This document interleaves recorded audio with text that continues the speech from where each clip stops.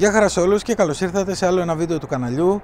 3 μήνες έχουμε το DJI Neo, 3 μήνες είναι από την ημέρα που κυκλοφόρησε το DJI Neo, το είχαμε από την πρώτη στιγμή στο κανάλι και σήμερα θα κάνουμε ένα βίντεο για να δούμε τελικά αξίζει 3 μήνες μετά. Το χρησιμοποιώ πάρα πολύ συχνά.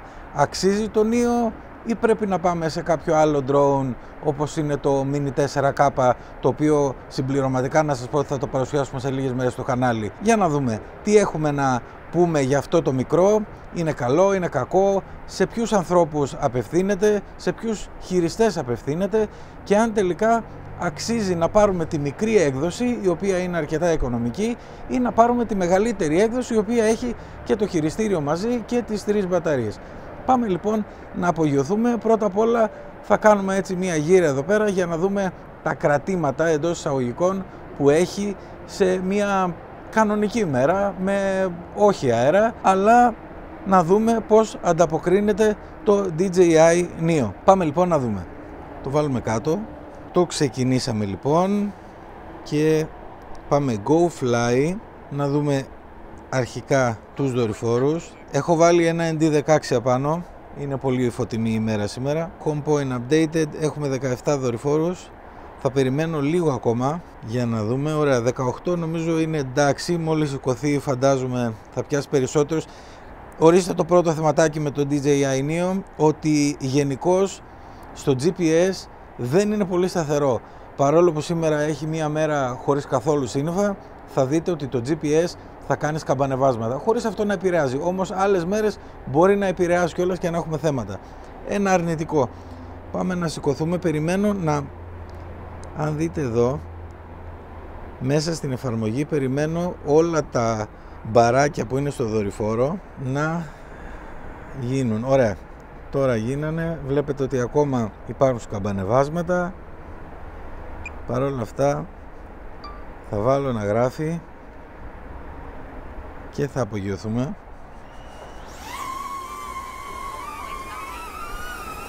Λοιπόν, 23-22, αρκετά σκαμπανεβάσματα. Τη σταθερότητά του τη βλέπετε. Δεν είναι αέρας τώρα αυτός που έχει για να υπάρχει πρόβλημα. Παρ' όλα αυτά όμως υπάρχει μια κινητικότητα. Είμαστε στα 20 μέτρα. Εγώ κρατάω το μάτι μου στους δορυφόρους σε περίπτωση που γίνει κάτι.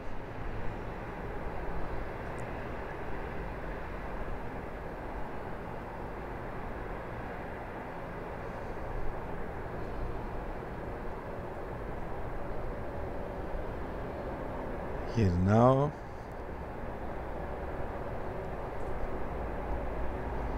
Περιμένω λίγο σταθερός εδώ, τι λέτε, πριν περάσουμε το δρόμο. Βλέπετε, αυτό τώρα είναι ένα θεματάκι. Είμαι στα 22 μέτρα. Θα έπρεπε να έχει πιάσει. Οποιοδήποτε άλλο drone από τα mini drone δεν θα είχε θέμα αυτή τη στιγμή. Μας έβγαλε και strong wind. Έχει και... είναι λίγο και στραβός ο ορίζοντας. Αυτό είναι... δεν ξέρω αν είναι πρόβλημα δικό μου με το δικό μου το drone ή αν το έχετε δει και εσείς κάπου. Αλλά βλέπω ότι δεν υπάρχει ένα σταθερό lock με το GPS. Αυτό βέβαια θέλω να μου γράψετε και εσείς από κάτω. Μου είχατε ξαναπεί και σε προηγούμενο βίντεο ότι και εσείς είχατε θέμα με το lock του GPS. Στην προκειμένη περίπτωση όμως δεν έχω μόνο θεματάκια με το GPS. Δεν θα πω lock, θα πω θεματάκια.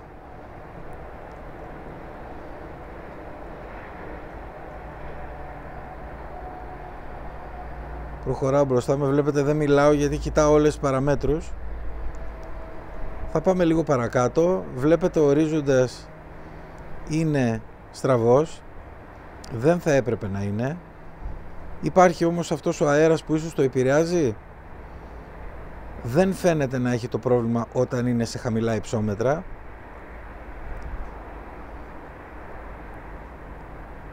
Παρά μόνο όταν πετάμε το Neo σαν κανονικό drone, ας πούμε, με χειριστήριο. Η σταθερότητα του Neo στον αέρα είναι μέτρια και γενικώς είναι ένα μικρό drone. Παιδιά, το συμπέρασμα το βασικό είναι ότι είναι ένα μικρό drone, είναι ένα drone, δεν ξέρω αν θα το έλεγα και για αρχάριο, δηλαδή πραγματικά είναι πιο πριν ακόμα και από τον αρχάριο, γιατί και ο αρχάριος θέλει κάποιο αποτέλεσμα.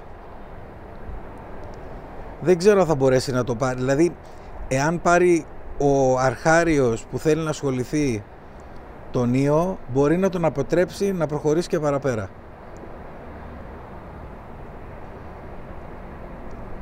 Θα σας βάζω και την ποιότητα του βίντεο να βλέπετε. Γενικώς δεν θα απομακρυνθώ πολύ και θα γυρίσω προς τα πίσω, προς το παρκάκι.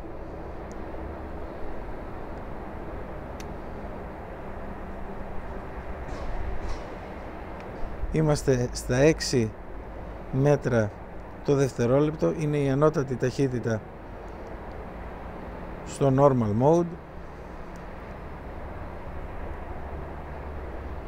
Και μετά από αυτή τη σύντομη κανονική πτήση, ας πούμε, με το χειριστήριο, θα έρθουμε πίσω να προσγειωθούμε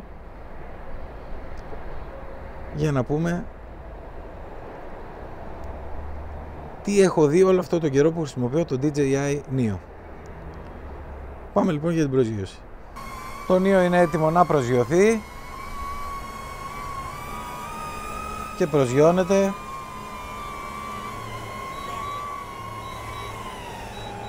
Και το Neo είναι κάτω. Πάμε λοιπόν να κάνουμε μια συζήτηση και να σας πω τα βασικά σημεία που πιστεύω ότι πρέπει να έχετε υπόψη σας για το συγκεκριμένο drone. Και αν κάνει για σας, το συμπέρασμα αυτό θα το βγάλετε εσείς στο τέλος του βίντεο. Πάμε να ξεκινήσουμε. Λοιπόν, να ξεκινήσω. Τι περιμέναμε από το DJI Neo? Όταν πρωτοβγήκε ήμασταν όλοι έκπληκτοι, λέγαμε πω ένα φοβερό μικρό drone που θυμίζει αβάτα, Cinegoop κτλ.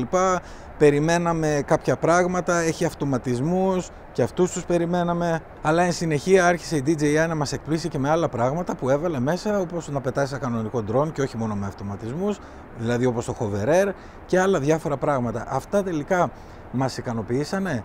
Περιμέναμε λοιπόν ένα mini Cinegoop, το πήραμε. Περιμέναμε καλή φορητότητα, δηλαδή να είναι ένα μικρό και ελαφρύ drone. Είναι πολύ κάτω από 250 γραμμάρια και αυτό το έχει το DJI Neo. Περιμέναμε τα εύκολα mode χωρίς το χειριστήριο, τα οποία είναι εδώ πέρα πάνω, και αυτά τα πήραμε και είναι πάρα πολύ ικανοποιητικά, όπως το Hover Air. Ευκολία πτήσης, μπορούμε να το πετάξουμε πάρα πολύ εύκολα χωρίς χειριστήριο, δηλαδή μόνο με το χέρι ή με το κινητό τηλέφωνο όπου θέλουμε. Η σταθερότητά του είναι μέτρια και περιμέναμε επίσης και καλή εικόνα. Σας δείχνω και το ND φίλτρο που έχω βάλει εδώ πέρα. Λοιπόν, τελικά, μετά από αυτούς τους 3 μήνες, τα συμπεράσματα τα δικά μου, παιδιά. Ένα μικρό drone είναι για αρχάριους και μπορεί να ακουστεί βαρύ αυτό που θα πω, αλλά είτε για πολύ μα πάρα πολύ αρχάριους, είτε για ήδη έμπειρους χειριστές, οι οποίοι θέλουν να έχουν ένα drone να παίζουν και να μην φοβόνται αν τους σπάσει ότι θα τους κοστίσει μια περιουσία. Να κάνουν practice για FPV και να μην φοβόνται να πάθει ζημιά το Avata 2 τους ή το Avata ή το DJI FPV. Η ποιότητα της εικόνας είναι μέτρια, δεν νομίζω καν να συγκρίνεται με το Mini 4K, θα το δούμε. Έχει, θα έλεγα, μικρή, για να μην πω κακή αυτονομία μπαταρίας, περίπου στα 10 λεπτά, ανάλογα βέβαια και τις συνθήκες. Είναι πάρα πολύ ελαφρύ στην πτήση, που αυτό είναι και καλό και κακό. Φυσικά είναι C0 το drone, δεν χρειάζεται άδεια, παρά μόνο αριθμό εκμεταλλευομένου, αλλά και με τον παραμικρό αέρα πετάει σαν να είναι ένα φτερό στον άνεμο. Είναι πάρα πολύ ελαφρύ. Οι κινητήρες επίσης, τα μοτέρ, δεν είναι τόσο δυνατά, λόγω του βάρους του drone δεν χρειάζεται να είναι δυνατότερα, που και αυτό είναι ένα μειονέκτημα, γιατί πάλι σε παραμικρό αέρα, δηλαδή σε κανονικές συνθήκες, δεν μπορούμε να έχουμε άπνοια συνέχεια. Το DJI Neo σε μεγαλύτερα ύψη, πάνω από τα 5-6 άντε 10 μέτρα, αρχίζει και δυσκολεύεται. Αυτά τα μειονεκτήματα είναι για κάποιον που θέλει να το πάρει και να το πετάει σαν κανονικό drone, όπως είναι τα Mini, όπως είναι τα Air, όπως είναι τα Mavic. Εάν θέλει κάποιος να το πάρει για τα αυτοματοποιημένα, Έρχομαι τώρα σε λίγο. Πάμε λοιπόν να συζητήσουμε και το βασικότερο, τελικά αξίζει ή δεν αξίζει το DJI Neo.